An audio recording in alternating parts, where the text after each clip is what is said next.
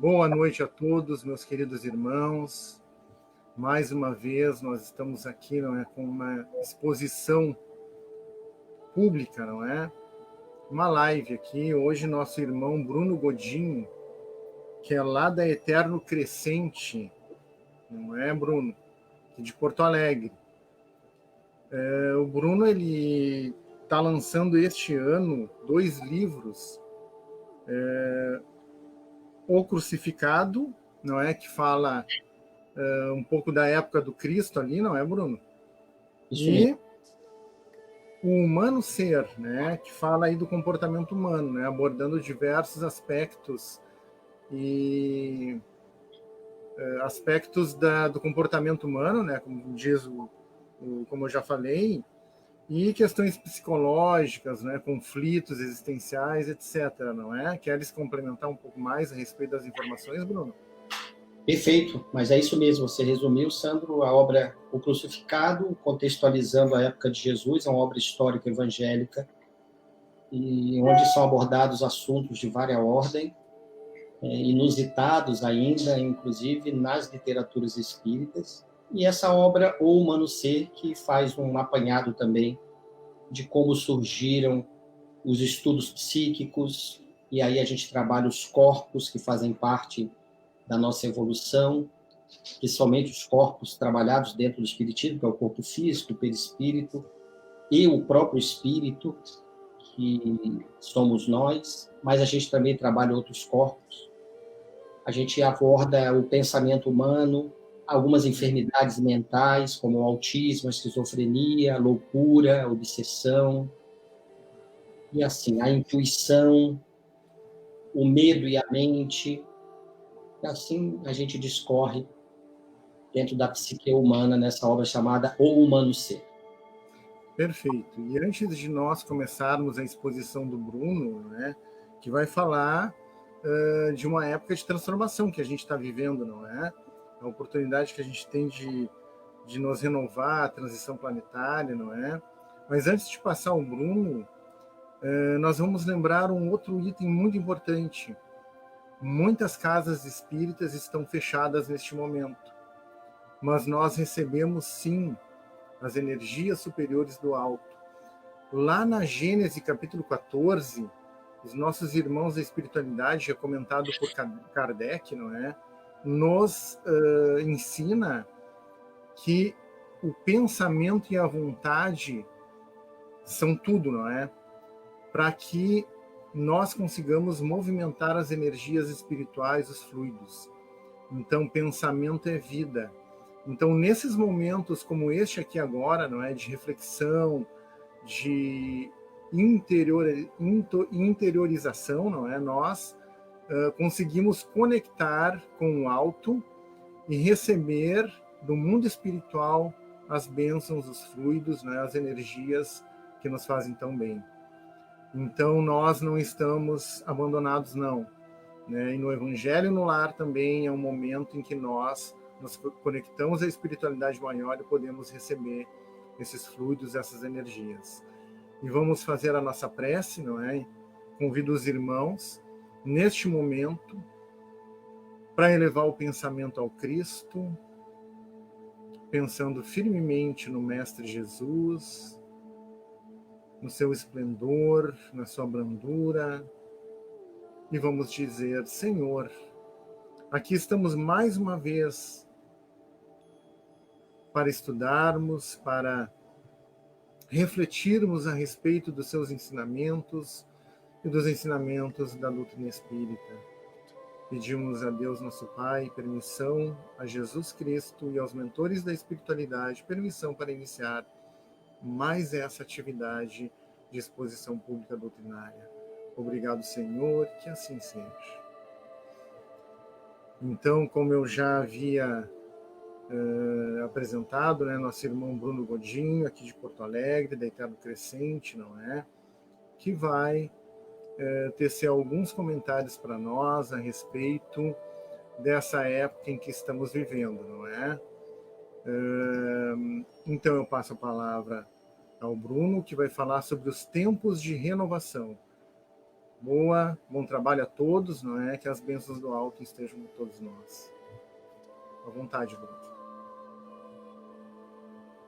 Obrigado pela oportunidade do trabalho, com a convite da própria UME de Alvorada, que a gente consiga, nesses instantes que a gente vai passar aqui, lograr êxito naquilo que já fora previamente planejado. A gente, quando fala em tempos de renovação, a gente pode analisar por duas vertentes. A primeira vertente é a vertente aquela que, se nós formos pensar em tempo de renovação, todos os tempos são de renovação. Não somente nos dias atuais, conforme nós ficamos imaginando, embora seja fidedigna, a informação da transição planetária que nós nos encontramos, nós temos que ter a certeza que esse tempo de renovação sempre houve, independentemente da época em que nós nos encontramos. Se nós formos ver o advento de Jesus, por exemplo, a partir dele nós temos duas vertentes sobre os tempos de renovação. O primeiro tempo é esse tempo que a gente considera atemporal. É um tempo que não dá para ser medido com as mensurações hoje que a própria física procura trazer os seus conceitos baseados, inclusive, no tempo e o espaço, através da velocidade da luz de 300 mil quilômetros por segundo. Nós vamos abordar, primeiramente, um tempo que se encontra dentro de nós, por isso ele é atemporal. Então, sempre houve tempo de renovação. Se a gente pegar o contexto antes do Cristo Jesus, havia tempos de renovação e muitos espíritos já se libertaram. Desde a antiga velha China, com Lao Tse, com seu discípulo principal Confúcio, se nós formos à Índia com o próprio Krishna, Buda, um dos grandes homens também da Índia, muitos se renovaram, muitos se libertaram. Que dizer da Grécia Antiga, desde a presença de Pitágoras até Aristóteles, nós tivemos grandes homens, ressaltando, inclusive, para nós, o maior filósofo de todos, que fora Sócrates. Mas há 2 milênios surgiu um clarão que fez que todos nós voltássemos os olhos para um fato que, em verdade, abalou os alicerces da humanidade encarnada. Foi quando um espírito de Skol se revelou no mais alto grau da evolução espiritual, já visto em nosso planeta, e dera-se, então, o holocausto nessa área sagrada do amor, o verdadeiro, que é o amor universal. A partir daí, a humanidade, então, por sua natural evolução, chegou à maturidade suficiente para necessitar de alguém que pudesse mostrar a ela, a humanidade, a nós, como descer dos degraus, ou descer os degraus da renúncia, a única maneira de nós nos libertarmos. Então, desde então, ninguém mais precisou de mestre mais alto. A descida desse homem chamado Jesus mudou o panorama espiritual do nosso planeta, sem dúvida alguma, e hoje não se justifica o sigilo em torno do que se deve e precisa ser divulgado, pois o que impedia até a vinda dele que as verdades fossem conhecidas era a imaturidade moral nossa, ou seja, do ser humano, que não pode mais ser admitida após o conhecimento da palavra do Cristo Jesus.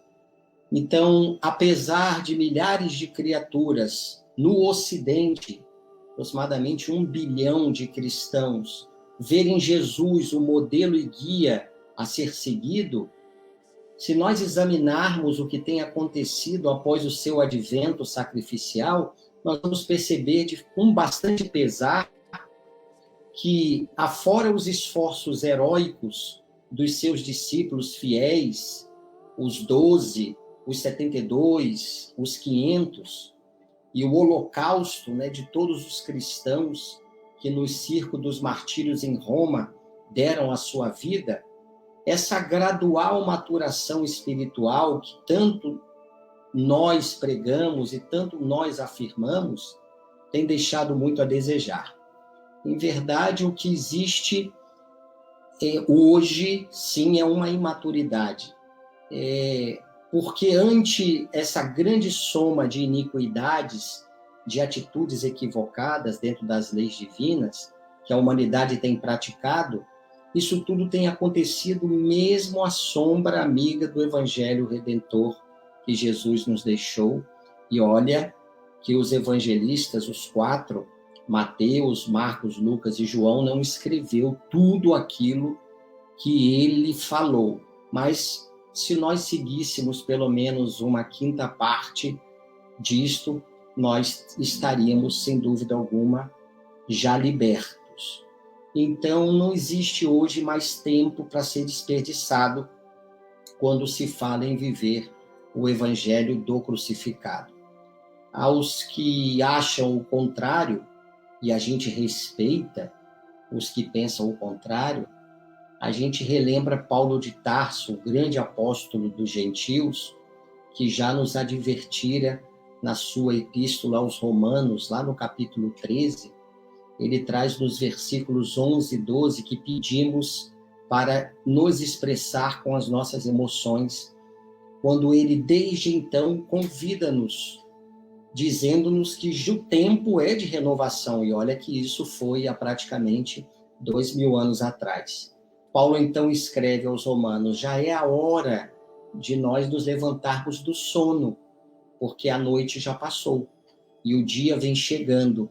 Então, ele continua, deixemos, portanto, as trevas das obras, da treva dessas obras, e vamos nos revistar, ou seja, olhar para dentro de nós, fazer uma revisão íntima dessas armas da luz que todos nós possuímos, porque somos todos, em essência, criaturas boas. Se assim não fosse, não teria como o indivíduo mudar, não teria como o indivíduo se renovar. Então, aqueles que nos assistem, nós afirmamos nessa primeira vertente desse tempo que é íntimo de renovação, nós já possuímos as credenciais divinas. É o Evangelho de Jesus. Nós, pelo menos os cristãos, e somos espíritas, portanto somos cristãos. Nós precisamos, então, ultrapassar as fronteiras da ignorância, do erro, cujas estradas pedregosas nos trazem experiências e dor. A dor que, em verdade, é o grande diálogo que a lei, que Deus encontra ainda pelo nosso estado de imperfeição para o nosso aperfeiçoamento íntimo. Porque Deus criou todos os homens iguais para a dor. Já está lá nas instruções dos Espíritos em o Evangelho segundo o Espiritismo. Então, ora, se Jesus, que é o nosso modelo e guia, teve a sua fonte, toda a sua face pungida de acúlios, né? Foram acusações das mais humilhantes, das mais pesarosas. Por que nós, que somos espíritos tão errantes, nós desejamos a nossa face, a nossa fronte engrinaldada das rosas mais efêmeras das felicidades terrenas? Isso se dá porque a gente ainda é muito tolo. A gente almeja espíritos delinquentes que nós somos, espíritos que, despidos, sem virtudes, nós desejamos alcançar uma pátria espiritual distante, gloriosa, onde vivem os heróis espirituais, sem fazermos aquilo que nos cabe. Isso é loucura, isso chega a ser até uma irrisão. O que cabe a todos nós, sim, é todos os dias louvarmos o Criador magnânimo, porque Deus, na sua infinita bondade e misericórdia, nos concedeu, como náufragos dos mares da iniquidade, os mares da maldade, nos deu uma grande, radiosa, podemos dizer até inquebrantável âncora, que foi o crucificado, que é este que nós chamamos Jesus, o Cristo de Deus, o Cordeiro de Deus. Então, quem de nós ainda não procurou Jesus nas suas preces mais fervorosas, nas suas rogativas mais veementes, e ele, imolado, de braços abertos no madeiro da infâmia, balouçava como um trapo ao vento? Que humilhação! E quem de nós não buscou esses braços abertos e não os encontrou abertos? Quem, porventura, tenha feito rogativas de agradecimento, de louvor, ou até mesmo pedidos, que devem ser os mínimos possíveis, e tenha encontrado os braços de Jesus cerrados? Ninguém. Em verdade, como diz o grande filósofo Blaise Pascal, francês, parece que Jesus morreu de braços abertos para que nós não vivamos com os nossos braços cruzados. Então, quem se voltou para ele, e acredito que todos que nos assistem, nos momentos mais difíceis de suas existências, de desafios, portanto, nas suas rogativas, sempre que se voltou para Jesus, sentiu em seu coração palavras de perdão, palavras de carinho, palavra de esperança. Então, nenhum de nós pode se sentir abandonado ou perdido se realmente buscar Jesus, amá-lo com toda a sinceridade.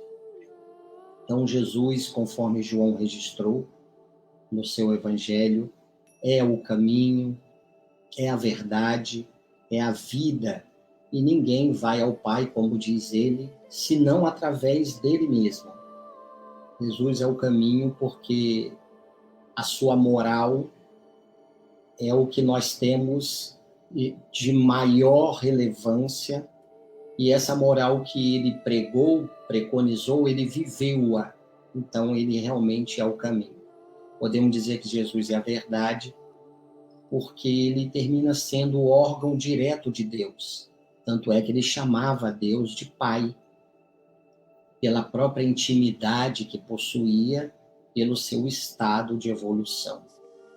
E Jesus é a vida em abundância, porque progredindo e purificando-se mediante a prática dessa moral que ele nos deixou e nos personificou através dos seus ensinamentos e exemplos, nós, espíritos, quando a morte nos convidar, o anjo da morte nos convidar, nós vamos estar libertos deste corpo de lama que ainda nos serve de evolução, de escola, para que nós possamos crescer nesse planeta de calcetas. Então, mesmo ainda acoplado ao corpo físico, mesmo ainda encarnados conforme nós nos encontramos, Jesus continua sendo para nós o grande modelo, o grande guia. Então, ele manteve, através da sua ubiquidade, na plenitude da sua consciência, nesse domínio total que ele tem da matéria, já é um espírito puro, conforme nos esclarecem os espíritos, no livro dos espíritos, inclusive, lá na questão, salvo engano, 112, quando fala dos espíritos puros, e ali nós temos Jesus como esse exemplo de um psiquismo incomum, que não se acha dividido, e a sua ubiquidade atinge como o sol a todos, em todos os cantos do globo, quando assim nós rogamos ou pensamos nele. Então, esse tempo de renovação para todos nós ainda é interno, E desde Jesus, por sermos cristãos, nós já temos, perdoe-nos o termo vulgar, a faca e o queijo na mão, e não temos o que reclamar e não precisamos de mestre melhor, repetimos. Ele mesmo disse o que Mateus registrou no capítulo 11 do seu Evangelho, para que todos nós o buscássemos em nossas dores. Vinde a mim, todos vós que estáis sobrecarregados e aflitos, que eu vos aliviarei, disse ele. Tomai sobre vós o meu jugo e aprendei comigo, que sou brando e humilde de coração, a fim de que possam repousar as vossas almas. Porque comigo o jugo é leve, o fardo é suave. E é verdade. Com ele, o nosso jugo se torna leve, todos os fardos se tornam suaves. E todo aquele que souber abraçar a sua própria cruz, deixando-se coroar pelos espinhos das rosas espirituais do amor, vai poder se considerar na conquista do grau mais alto da evolução que a Terra reclama, porque tem em Jesus o seu modelo e seu guia. Esse é uma vertente que a gente procurou trazer, falando dessa transformação, desse tempo de renovação que cada um de nós procura dentro de si mesmo. Então, sempre é tempo de renovação. Mas nós também não podemos esquecer que nós nos encontramos dentro do espaço-tempo, agora juntos, porque não podemos mais falar de espaço-tempo separados, depois da teoria da relatividade de Albert Einstein, de 1905, e também a de 1915, quando ele uniu a gravidade. Espaço e tempo estão juntos. E nós nos encontramos numa transição que, querendo ou não, o nosso planeta está atravessando. E muitos espíritos já vieram falar sobre elas, sobre esta transição.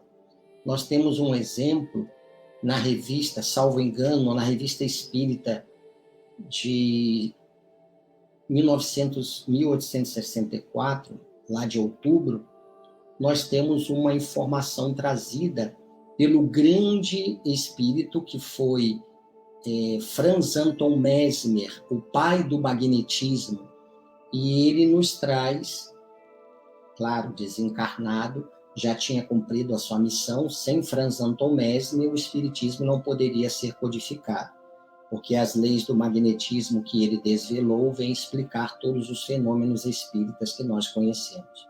E ele traz uma informação muito relevante na Revista Espírita de 1864, que a gente pede aqui para falar com as nossas emoções.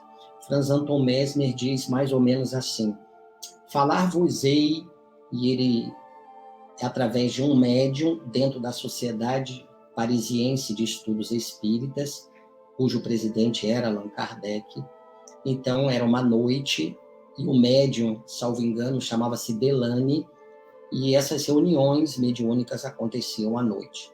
Então, ele traz a informação de que ele estaria falando naquela noite para o futuro da humanidade, mas o médium escrevia: falar-vos-eis essa noite sobre a imigração de espíritos avançados que vêm encarnar sobre a Terra. E Franz Anton Mesmer diz que são esses novos mensageiros que retomam o bastão como se fossem peregrinos, e eles já se espalham aos milhares no próprio globo terrestre, ou seja, nos 4 cantos do globo terrestre. E por todo o globo eles estão dispostos, dirigidos por espíritos mais evoluídos, porque esses espíritos coordenam esse movimento de transformação por grupos, diz Franz Anton Mesmer, por séries. Então a Terra, diz Franz Anton Mesmer, que já começa a estremecer, isso lá em 1864, porque ela já sente no seu seio aqueles que outrora passaram pela humanidade nascente, ou seja, espíritos que tiveram desde antigamente conosco, os grandes filósofos gregos, principalmente, os grandes homens da China, da Índia, estão voltando. Claro, a maioria anônimos, mas também muitos conhecidos. E a Terra se regozija em receber esses espíritos que vêm fazer parte dessa grande transformação, esses grandes mensageiros que já se encontram entre nós, diz Franz Anton Mesmer, e eles se tornarão o sustentáculo da geração futura. Então, linkando esse tempo de renovação através dessa mensagem de Franz Anton Mesmer, com uma grande compilação do espírito Manuel Filomeno de Miranda, que traz na obra Transição Planetária, a gente consegue perceber que nós estamos em tempo de renovação. A Terra está mudando, ela está se purificando, os seus habitantes, que já não mais têm tendência ao bem, já estão sendo relegados a outros mundos.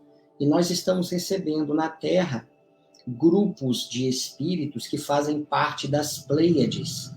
O que são as Pleiades? É um conjunto de 7 estrelas que fazem parte da constelação do Touro, que gira em torno de uma só, que chama bastante atenção essa estrela, cujo nome é Alcíone. E ela tem em volta dela, em torno dela, giram 1000 planetas ao redor de Alcíone, embora apenas 7 planetas possam ser vistos a olho nu. Então, o nosso sistema solar, o nosso Sol, que está localizado a 28 graus dessa constelação do Touro, se a gente tiver uma lupa, um telescópio, nós vamos perceber que a nossa estrela, o Sol, é a 8ª estrela que gira em torno de Alcíone. Isso já foram feitos cálculos astronômicos para chegar a essas conclusões. Então, tão longe essa estrela se encontra de nós, que para que nós tenhamos uma noção, se a gente consegue ver telescopicamente Alcíone, a luz que ela está emanando já foi emanada 715 anos antes de chegar à vista insignificante da mais poderosa luneta terrestre. Então, é uma estrela distante, obviamente, para que a gente possa entender se Alcíone hoje implodisse, astronomicamente falando, deixasse de existir, a sua luz ainda iria emanar durante 715 anos. Porque ela chega até nós, ela demora a chegar a 715 anos. Como o nosso Sol demora 8 minutos a luz para chegar na superfície do globo, a estrela de Alcíone é uma estrela muito distante, mas muito importante, porque ela possui em torno dela um cinturão de luz que está em posição transversal ao plano de órbita dos seus sistemas solares.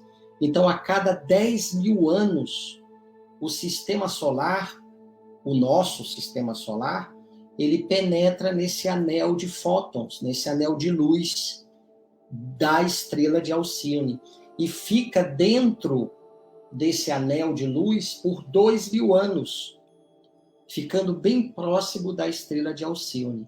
E o interessante é que a última vez que a Terra, que faz parte do sistema solar, a nossa Terra, o nosso planeta, passou pela estrela de Alcíone foi durante a Era de Leão, há cerca de 12.000 anos atrás. E na Era de Aquário, que é a que está se iniciando agora para nós ficaremos outros 2.000 anos dentro desse disco de irradiação de luz. Então, desde 1972, o nosso sistema solar vem entrando no cinturão de luz de Alcíone e em 1998 a sua metade já estava dentro dele. A Terra começou a penetrar a partir de 1987, quando foi em 2012 ela já estava totalmente imersa nesse cinturão de luz. Então, por essa razão, desde a década de 70, a Terra vem recebendo visitantes dessa estrela e, atualmente, grande número desses alienígenas, se assim a gente pode dizer, encontram-se em colônias espirituais próximas à Terra assimilando o psiquismo do nosso orbe, assim como dos seus habitantes, visitando sociedades espíritas, igrejas, quaisquer templos do bem que existam e que estejam ligados a esferas superiores, onde, inclusive, alguns desses espíritos se comunicam em reuniões mediúnicas. Então, eles têm a função, irão reencarnar na Terra, já estão reencarnando desde a década de 70, e a maioria está vindo em fecundação, pela fecundação in vitro, pois eles trazem para o nosso planeta um reforço evolutivo através do DNA muito mais aprimorado. Então, o genoma humano será mudado e esses espíritos fazem parte dessa grande transformação, desse grande tempo de renovação que nós nos encontramos. Então, nós só temos a agradecer, o tempo é exíguo, a oportunidade de aqui podermos explanar um pouquinho sobre o tempo de renovação, que a gente possa fazer a nossa parte dentro daquilo que nos cabe, daquilo que nós mesmos combinamos antes de reencarnarmos. Como Jesus disse, e foi muito bem registrado por Mateus, por que que me chamais Senhor, Senhor, e não fazeis aquilo que eu digo? Então, ele tenta com tudo isso depois nos mostrar que nós devemos nos parecer com aqueles que ouvem as palavras dele, de Jesus, e as realizam. Esses são aqueles que, quando forem edificar uma casa, então cavou bem fundo, assentou os alicerces sobre a rocha. Aí vieram as enchentes, as águas de Rígio, bateram contra essa casa, mas não conseguiram abalá-la, porque ela estava construída sobre a rocha. Mas quem, pelo contrário, ouve as palavras de Jesus e não as realiza, Jesus disse que se assemelha ao homem que edificou a sua casa sobre a terra sem alicerces. Então, logo no primeiro embate das águas, desabou, e ele diz que foi grande a ruína desta casa. Que a gente possa, então, alicerçarmos, cada um de nós, construindo a nossa casa sobre a rocha, nas profundezas da convicção, da força interior. A argamassa dessa casa é o amor, o elemento único de todas as edificações, dos espíritos sensatos, prudentes e sábios. Então, construindo essa rocha, a gente edifica na nossa consciência individual um estado psicológico de consciência rochosa, revestido com o granito vivo da verdade, que vai nos facultar sentir o cosmo, o Cristo interno, o eu profundo, o eu crístico, a centelha divina que todos nós somos. Que Jesus continue nos guardando em sua paz. Muito obrigado, Bruno, pelas palavras confortantes para nós, não é? Esclarecedoras. E de imediato convido os irmãos, então, a mentalizar o Cristo. E vamos, então, agradecer, vamos elevar o pensamento a Ele, o nosso mestre, o nosso guia, aquele que nos trouxe os exemplos de amor, de perdão das ofensas. E como dissemos no início, estamos sim recebendo da espiritualidade maior. Neste momento, em todos os momentos de oração e de prece, de recolhimento, vamos então, quem sabe, visualizar, fechando os olhos, quem puder, visualizar o Mestre Jesus à nossa frente, com as mãos colocadas sobre nós, irradiando luz. E vamos pedir ao Cristo tudo o que for necessário, fortalecimento, coragem, confiança. Vamos abrir o coração durante breves segundos, irmãos, cada um de nós fazendo a sua prece íntima, na certeza de que a espiritualidade maior sim está conosco. Oremos então, irmãos.